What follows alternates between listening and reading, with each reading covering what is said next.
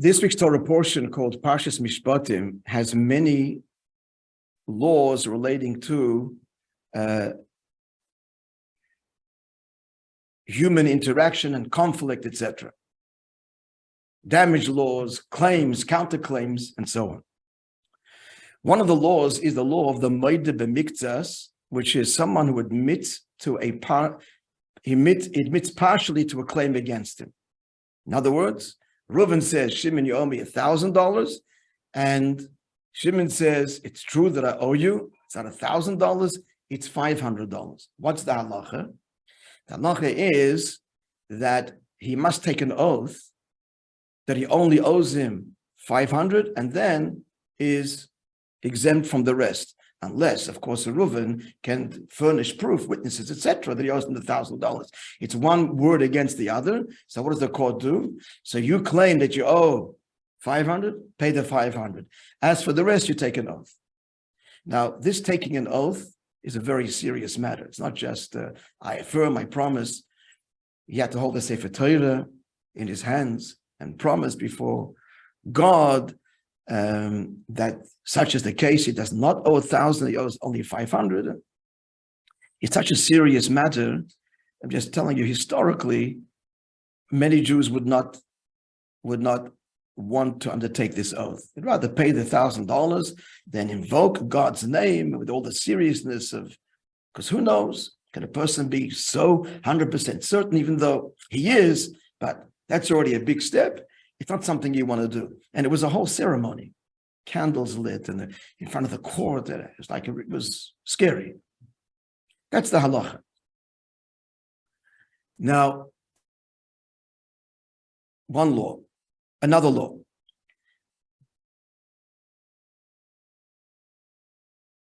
The law is like this. When two people come before the court, in this case that we just discussed now, where there's a partial admission, it makes a difference which one presents his case first. In a scenario where the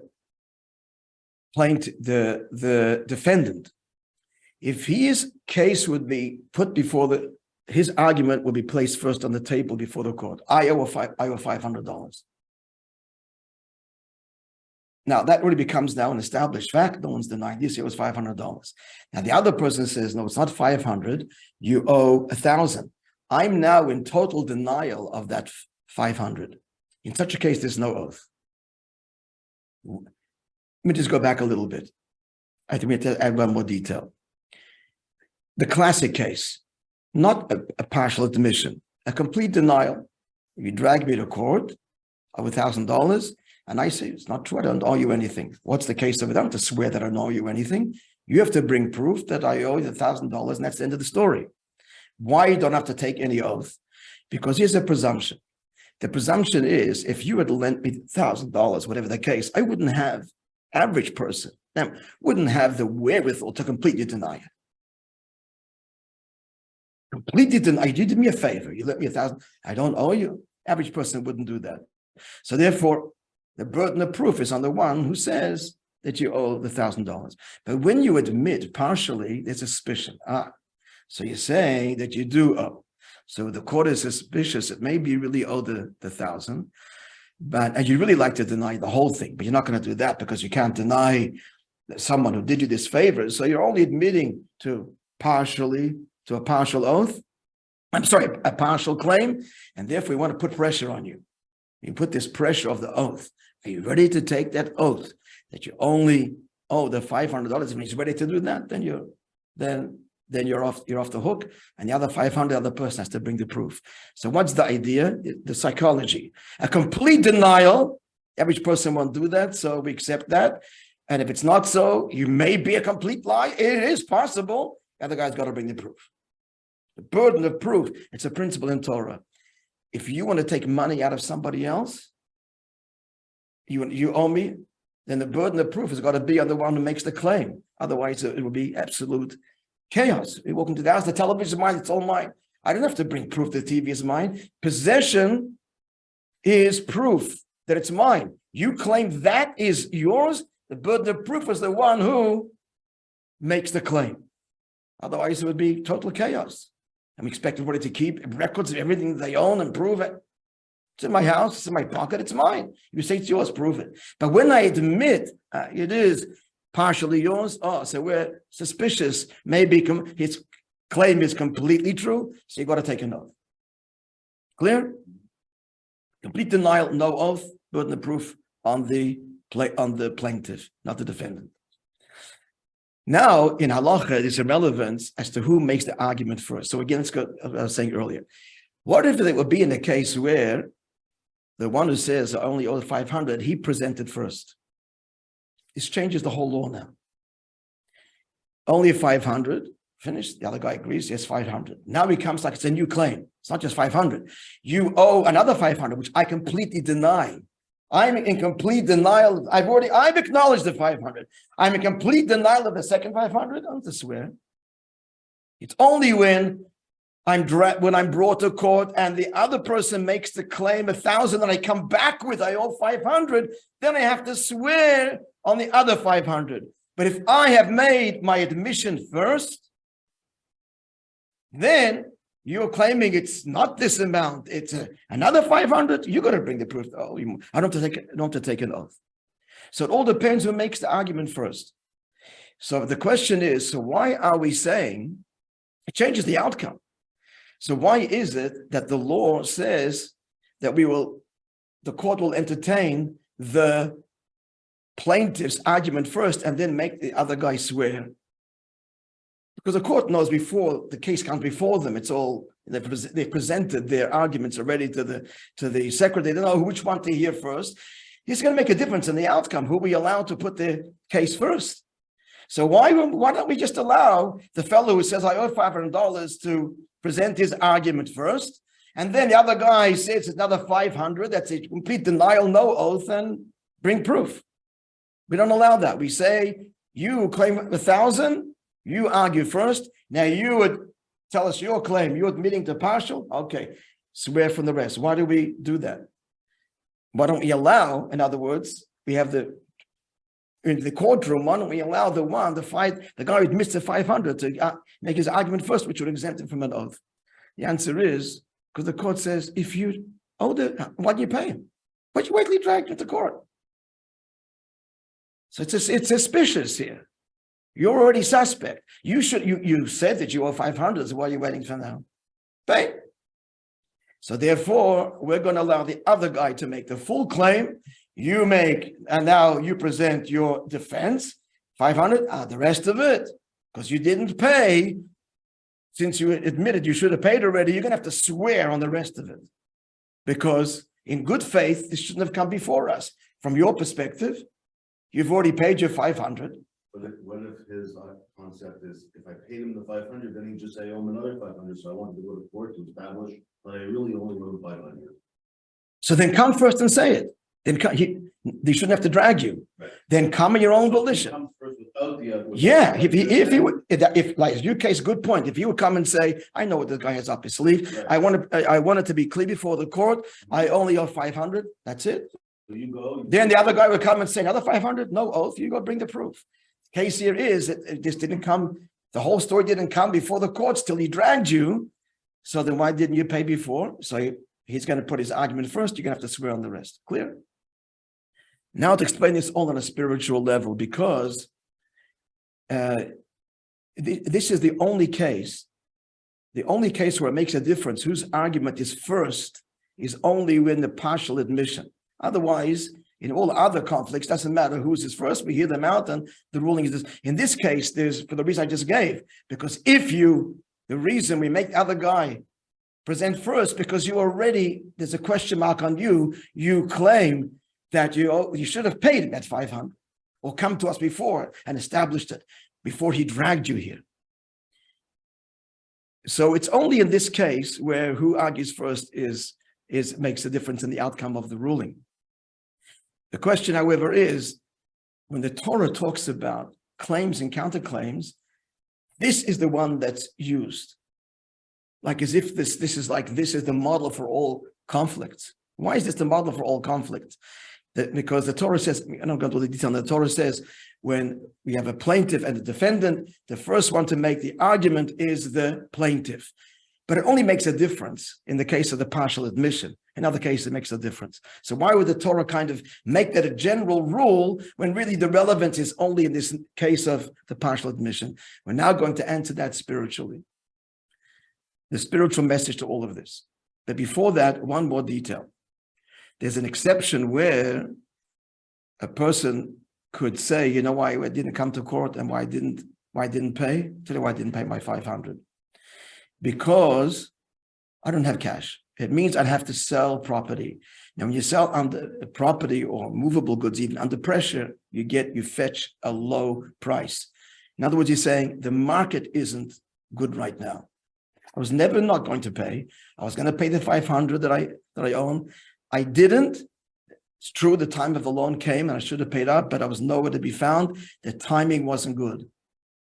And if the court looks and sees, yeah, the market is such that had you sold your car or whatever it is, then you would have fetched a much lower price. And also because if people know that you're under the pressure, because you owe, the word is out there, and it is, that I owe the money, then I'm under pressure to sell. I've got the underhand. So the timing was off. But I never had intention not to pay the 500. If that's clear that the court says validity to the timing argument, then no oath. You pay your 500 when you can, and the other 500, you bring proof that he owes you the 1,000 that you claim. So that's the exception where timing would give a valid reason why I did not pay my 500 now. I never meant to deny it. It just I'm going to lose. Finish. Now, all of this now spiritually, in the remaining minutes that we have, Gewalt. Why is this like, again, this is the model from which we learn who argues first and argues second, even though it's only relevant here. Because on a spiritual level,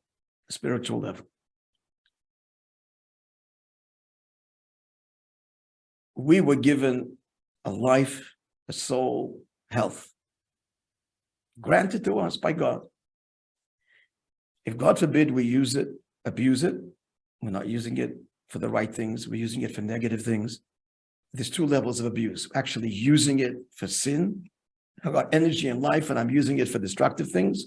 Or another failure would be, I've got ability and talent, I'm just not using it, just lost, it's not being used.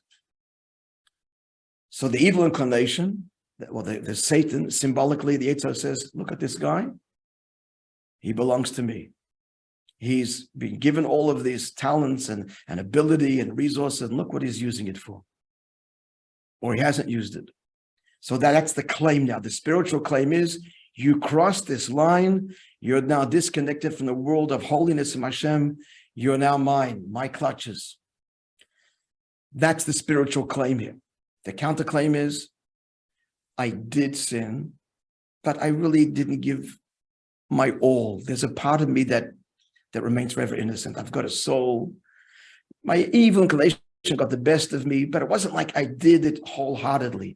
Every sin, what I'm saying is, our counterclaim is, it's true I did the wrong thing. I don't belong completely to the side of wrong and evil. It was temptation. It was a moment of weakness. I'm still basically a good guy. That's our counter argument. The heavenly court, like it's a court case in heaven. The accusing angel, if you like, says, you crossed the line, you're out. And our argument, completely, you owe me everything because you crossed the line. And we say, I crossed the line, but I didn't really, not with all of me. I'm still a good guy. So it's a partial admission. Every claim by the heavenly court that I'm a rotten person and I sin, because look what you did. We say, yeah, I did it, but that doesn't define me in total. I feel guilty about it, and it's like, you're still a good partner. Look at the other things I do that are good. So what happened is an oath, okay? You got to take an oath. What's an oath? So an oath, shvuah, the word shvuah is Hebrew word for oath, also means to satiate. So heaven says, okay, you slipped up, you claim that there's a part of you that didn't want, but just was too weak to resist the temptation, we're going to give you an oath. We're going to satiate you. We're going to fill you up. We're going to give you new strength that you didn't have. So the future choices and temptations, you will be able to resist. You claim you're basically innocent, but you just couldn't summon up the strength. Well, we'll give you an oath. We'll satiate you. Now, in English too, there's to charge someone means an oath. And charge us implies with that oath, you get the strength to be able to come good on your commitment. Adjure, to charge means to empower. So this is what's happening unbeknownst to us. It's happening in the heavenly court because they all see the truth. The accusing angel says, you're on the other side. We say, no, this part of me that's for good. I just couldn't summon the strength. Okay, said the heavenly court, now we're going to give you the strength for the future. Now that is the way things work classically. Not an ideal situation, because if after that, heaven is now invested in me and I still mess up, then I'm doubly now going to be doubly liable after this. That not only did I do the wrong thing, but I even dragged the heavenly investor also and did the wrong thing. So we want to avoid that if possible. How to avoid it? Using a case over here. If the person with admits partially says, look, I know I owe and I'm going to pay up, I'm going to do teshuvah, but the timing wasn't right, then heaven says, okay, we trust you. We don't have to invest specially. You're okay. We trust you. You're good. We don't have to get invested in you, and that really makes you more culpable maybe in the future. We have confidence in you. What does this spiritually mean? So spiritually means like this. Just a quick story, which I think I sent you the text. The great sage of Yochanan ben Zakkai, one of the greatest sages in history. On his deathbed, he said to his disciples, I don't know which way they're taking me, to heaven or to purgatory, to hell. The Chassidus says, you, Rabbi Yochanan ben Zakkai, how could you possibly have doubted this? His sagaciousness was extraordinary. He was one of the greatest leaders of all time, and you don't know whether you're going to heaven or to hell. So the Rebbe explains, Rabbi Yochanan ben Zakkai never kept a scorecard. How am I doing? He was so busy all his life. Timing. There's no time. Am I good? Am I righteous? Am I doing a good job? Bad? It's a job to be done. And if it's about a job to be done, he never kept, I don't know, am I good guy? Now, on his deathbed, the first time in his whole life, he sought to consider, how did I perform? And guess what? I didn't keep track. So I don't know. In all innocence, he could say, I don't know, because I did not keep track. There's a famous Hasidic Rebbe that said, the Kotzker Rebbe said, I don't want Hasidim who don't sin because they're too pious. Yeah. They're too holy to sin. No, not for me. And I want Hasidim who don't sin. They don't have time. They don't have time. You got a job to do. It isn't about your piety. It's about the job. It's about the mission. That's the kind of chassid I want. So that's the spiritual answer over here. If a person sin, there's two ways to respond to that. One is, oy vey, I did, and I'm going to do teshuvah, and I shouldn't have. And all. That's one approach. And heaven says, okay, we're going to give you now special strength, the oath to be able in the future to face your future tests and trials. That's one way to go about it, but that's not ideal. If the Jew says, listen, you know what? I got distracted. I got no time for this. I don't even have time for teshuvah. I don't have time to even evaluate. There's a job. I've come to realize there's a job to be done. There's mitzvahs to be done. The timing argument, the timing. That's the argument here. So I didn't pay up because I just said didn't deal with my sin because I didn't have time to deal with my sin. I've got obligations. I've got wife, children, mitzvahs, and things to do. Heaven says, you're okay. You're okay. We don't have to mix in here. We trust you. And that's the lesson here. So there's two kinds of repentance. There's the classic repentance, oi, I did wrong, and then heaven helps me out of the future. But it's all about me. It's all about me. And then if I'm locked in me, it comes a big temptation, I could fall again, and now I'm doubly responsible because I dragged me and heaven into it. But if, as a result of my sin, I just stop and say, look, what am I doing? There's no time for this nonsense. And we lift ourselves beyond my whole me, piety, not piety. It's Heaven is saying, you sinned. Sorry, I got mitzvahs to do. I'm busy. Never mind, my sins, you deal with it. I got no time for my sins. That is the best reproach. And heaven says, look, Scott, you're fine. You don't need us to prompt you. That's the highest form of repentance, is to be devoted to the cause and simply no time. Not because I'm pious, but because there's a mission to be done. Every second is precious, and I know what I got to do. And what was, no time for it. Just no time for what was. That's what the Rebbe is saying. It's our generation. Our generation, there's so much that has to be done. We have such responsibility. We're all imperfect. We have sinned. But if the attitude is, I don't have time even to deal with my sins because I've got to do what's right now, that's the best teshuvah. That's the highest teshuvah. And then heaven doesn't give you the oath. They don't mix in. They trust us, and we're good to go. Clear? That's the spiritual explanation of these laws of the partial admission. And when he gets the oath, when he doesn't get the oath, when he says, I'm not saying I didn't, I just didn't have, the timing wasn't good to go. That's Rabbi Yochanan ben Zakkai. No scorecard, no time to be busy with yourself, just devoted to what has to be done. And God knows there's so much we need to do every moment. There's demands on us and the right thing, and we can contribute to make a difference every second and every encounter. That's what we have to live with. Not how am I doing, but how can I contribute to this person at this moment? It's all about the timing. Every second is precious. All right, friends. Have a wonderful day, wonderful Shabbos. No secret Shabbos.